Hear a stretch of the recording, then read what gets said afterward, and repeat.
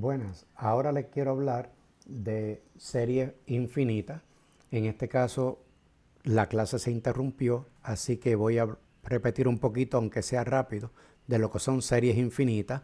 Y en este caso íbamos a hablar de la serie geométrica y la serie telescópica, ¿verdad? Esas eran las series que íbamos a trabajar. En este caso, la serie geométrica, habíamos dicho que era una serie del tipo AR, donde empezábamos con un valor y a partir de este primer valor, todos los demás se conseguían multiplicando por una constante común o por una razón común. En este caso, multiplicándola por R. Así que la idea era tratar de buscar la suma parcial, simplemente sumar hasta los primeros n. Eso lo discutimos y le voy a dar rapidito porque terminábamos, se multiplicó todo por r, se restaron las dos ecuaciones, se dividió por 1 menos r y de esa manera teníamos una fórmula para saber quién era ese n. La historia era que para buscar el límite a medida que la n se acerca a infinito, teníamos que tener dos opciones. Una opción era cuando el valor absoluto de la r era menor que 1 y en ese caso la serie converge porque el Rn se acerca a 0 y si ese límite o si esa n, r a la n no se acerca a 0 o si el valor absoluto de r no es menor que 1, entonces la serie diverge. O el límite no existe o el límite da infinito. Así que la conclusión de la serie geométrica es que la serie geométrica converge si el valor absoluto de esa r es menor que 1 y si converge podemos establecer y averiguar quién es a y la suma va a ser a sobre 1 menos r. Ahora, si el valor absoluto de r es 1 o mayor que 1, el valor absoluto, pues entonces decimos que la serie diverge. La serie telescópica, que fue donde nos dio un poquito más de trabajo el problema, ¿verdad? Que surgieron los problemas en la transmisión, son series que de alguna manera el término genérico AN se puede romper como dos y que esos dos sea una resta de dos términos similares, ¿verdad? Y ese tipo de serie se conoce entonces como una serie telescópica.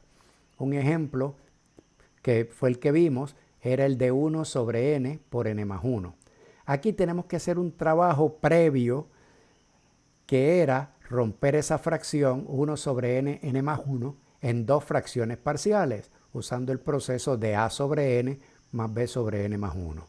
Después uniéndolas otra vez y averiguando quién era el valor de a y de b. Si se hace ese proceso, vamos a llegar que eso se puede romper en 1 sobre n menos 1 sobre n más 1. Así que esta es la sucesión que tenemos. Los términos genéricos son 1 sobre n más 1. Ahora, como es una serie, tenemos que ir sumando todos esos términos. La sugerencia, como ellos lo hacen, es escribiendo hacia abajo y poder buscar algunos de esos valores. Por ejemplo, ¿quién sería a sub 1? A sub 1 sería 1 sobre 1 menos 1 sobre 2. A sub 2 sería 1 sobre 2 menos 1 sobre 3, ¿verdad? Sustituyendo la n por 1, después la n por 2, después la n por 3 y en el caso genérico hasta llegar al término n. Y este es el último término. Si yo quiero saber cuál término va antes que este, ¿qué pasa si yo le resto 1 a este? Pues me va a quedar n. Pues 1 sobre n. ¿Qué pasa si yo le quito 1 a este? Me va a quedar 1 sobre n menos 1. ¿Verdad? Así que uno pone de los primeros unos pocos y cuáles son los últimos. Lo que hay que observar aquí es que hay que sumar a 1 más a2 más a3 más a4. Y si hay que sumar hacia abajo, fíjense que el 1 medio es negativo y aquí es positivo. Por lo tanto, esos valores se irían cancelando. El 1 medio se cancela, el 1 tercio se cancela, todos se cancelan y si fijamos aquí arriba, el único que no se cancela es el primero. Y el primero no se cancela y el último no se cancela. Por lo tanto, la suma desde el 1 hasta el término n va a ser 1 menos 1 sobre n más 1. Y con eso pues podemos fabricar nuestra formulita. Y ahora la próxima pregunta, ¿cuál es el límite a medida que n se acerca a infinito? Pues si n se acerca a infinito, constante sobre infinito se acerca a 0 y 1 menos 0 se acerca a 1. Por lo tanto, ese límite va a ser 1. Así que esa serie telescópica converge y converge a 1. Hay algunas propiedades de las series y esas propiedades son, hay cosas de ellas que las sabemos, ¿verdad? Que la serie converge si el límite, perdón, al revés. Aquí dice que si hay una serie que converja, es obligado que el límite se acerque a 0. Ahora, ahí no dice que si el límite se acerca a 0, automáticamente la serie converge. Ten claro en eso. Si la serie converge, el límite es 0. Si el límite es 0, no sabemos qué pasa con la serie. Deja que corra solo, a ver si tiene algo, pues nada. Voy para la número 2. La propiedad número 2 dice que si yo tengo dos series que las dos convergen, la suma de ellas también converge y la resta de ellas también converge. Pero no solo que converge, sino converge cuando es suma. Si la primera me da A y la segunda me da B, la suma va a ser A más B. Si el primero da A y el segundo da B, cuando haga la serie de la resta, el resultado va a ser A menos B. ¿Verdad? Así que no solamente converge, sino que sabemos a cuánto converge si es que sabemos las primeras dos. La otra, si una de ellas diverge o no converge, automáticamente la suma o la resta no converge o diverge. O sea, si tengo una que converge y la otra no, la suma y la resta, que aunque aquí no lo incluye, divergen o no convergen. La propiedad número 4 dice que si hay una serie que yo sé que converge y a esa serie le quito una cantidad finita de términos, pues entonces sigue que converge. Por ejemplo, si de aquí para adelante, si de aquí de 3/5 para adelante converge, pues estos términos adicionales no hacen que haya problema, también converge. De igual manera, si del 3/5 en adelante diverge y usted le añade un par de términos finitos, diverge también. Cuidado con eso. Si yo multiplico una constante por una serie que converge, la constante, como la puedo sacar para afuera, pues converge también.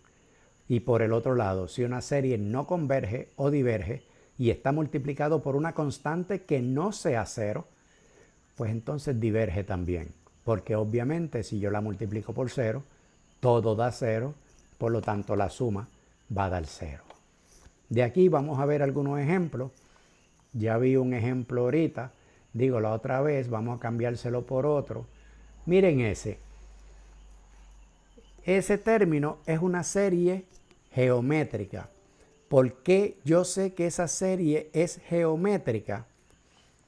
Porque tengo un número constante que tiene un exponente que está variando y este exponente va subiendo. Quiere decir que para el próximo término lo multiplicaron por ese número. Para el próximo término lo multiplicaron por ese número. Así que identifico que es una serie geométrica. ¿Qué pasa con la serie geométrica? Que la serie geométrica converge si la R es valor absoluto de R es menor que 1.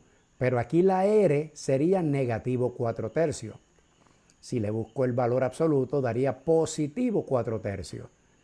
Y como 4/3 es más grande que 1, automáticamente la serie diverge. Marcamos diverge y se acabó el evento. El otro ejemplo que queríamos discutir, le voy a cambiar porque ese ya está hecho. Miren ese problema. Ese problema no se ve, bueno, de primera intención podemos decir que no es una serie geométrica, porque el exponente que tenemos es 2 no tengo un número que tenga exponente n, o n más 1, o n menos 1. O sea que tiene que haber n de alguna manera en alguno de los exponentes. Así que no es una serie geométrica.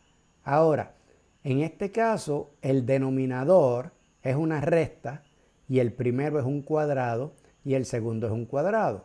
Pues se nos puede ocurrir, lo podemos hacer de dos formas, o eliminar los paréntesis para ver qué queda, o así mismo como está, factorizarlo.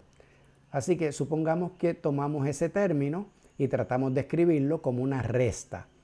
Paso 1 sería escribirlo factorizado, y una vez que lo factorizamos, la raíz del primero, la raíz del segundo, una vez sumado, una vez restado, de ahí sale esto.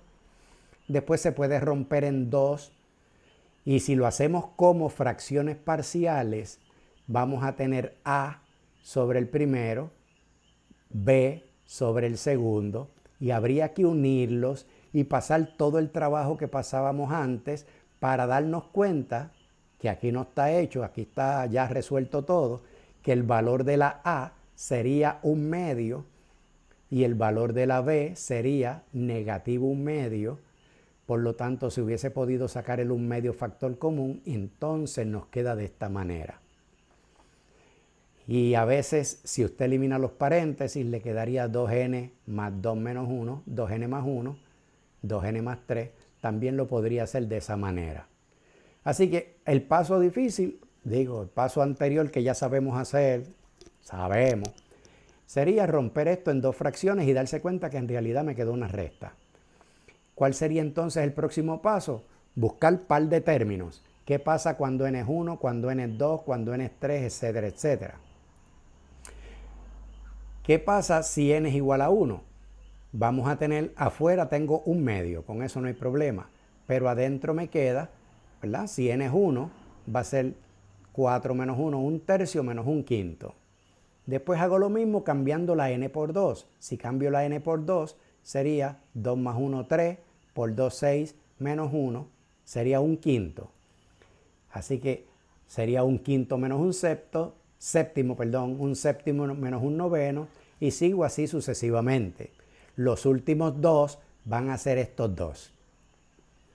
Los que van antes, que es el n menos 1, la pregunta es ¿qué pasa si yo le quito 1 a la n y simplifico? ¿Qué pasa si le quito 1 a la n y simplifico? Si le quito 1, aquí me queda 2 por n menos 1. Si le quito 1, aquí me queda 2 por n más 1. De ahí salen estos dos valores.